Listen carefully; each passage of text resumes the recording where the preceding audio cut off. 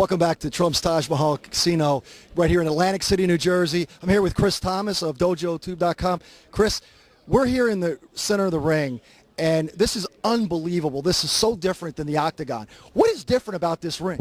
Well, I'll tell you, what Yamma has done is they've created a 28-degree slope. It looks like it about 3.5 feet out from the beginning of the cage. What we're going to see here is we're going to see a much faster environment. We're going to see fighters who aren't able to get cornered into the corners of the ring. So therefore, the idea of a wrestler is to underhook, take you to the corner of the ring, rotate you, take you down so you can't rotate your hips and not let you up. Well, you're not going to be able to do that in the Yamma environment. It's going to keep the wrestler moving. It's going to allow the jiu-jitsu guy to always be able to rotate his hips. And in jiu-jitsu, if you rotate your hips, you can win the fight. Now, I look at this carpet down here. You get the padding. It's got to be at least 6 inches thick, 4 to 6 inches thick.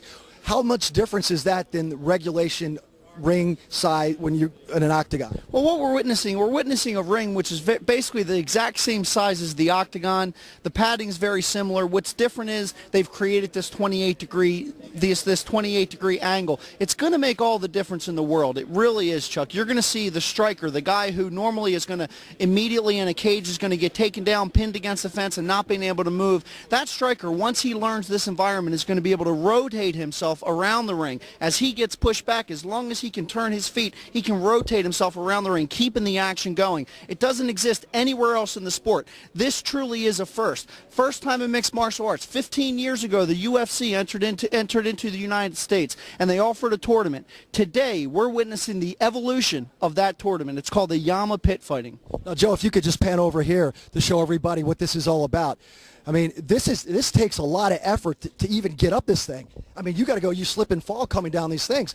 Can you imagine when the athletes get in here with bare feet and they're sweaty and they've been going through this for 3 or 4 minutes? How difficult is that going to be on the athletes? Oh, it's going to be great. I cannot wait to see 416-pound butterbean Eric Esch in this ring against another tough guy, Patrick the Headhunter Smith. We're going to witness, it's going to be a tremendous fight this evening. There's going to be some great fights. Oleg Taktarov, who is generally known as a guy that likes to move around the ring on the ground because he's a sambo fighter, he's an ankle lock fighter, he's a knee bar type of guy. He's fighting Mark the Specimen Kerr. We all remember him from the Smashing Machine. He had some challenges in his life. It affected his career. He's coming back. He's trying to make a comeback. He's won his last fight, but I got to believe that if you put those two in, Oleg Taktarov being off for 10 years, Mark Kerr, even though he was a tremendous athlete, I got to give the edge to Oleg Taktarov. One final question, Chris. Of all these fights tonight, it's going to be an 8-man elimination and a couple of nice bouts that are going to be in between or before or after. We really don't know exactly when it's going to go down as of yet. We're still about 2 hours before we get started at 9 o'clock Eastern time. Chris, of any upset potential tonight, who do you like in an upset? I think there's a lot. Chris Turcher. He's an undefeated fighter. He's 10-0. He's got a great record. A good wrestler. I think someone like himself, but I got to believe that the real favorite here has got to be Rico Rodriguez. Rico Rodriguez, he's a former UFC heavyweight champion. He's entering into the octagon, into the Yamma pit for the very first time. Rico Rodriguez is got to beat tonight. Well, folks, Chris and I are inside of the Yamma pit.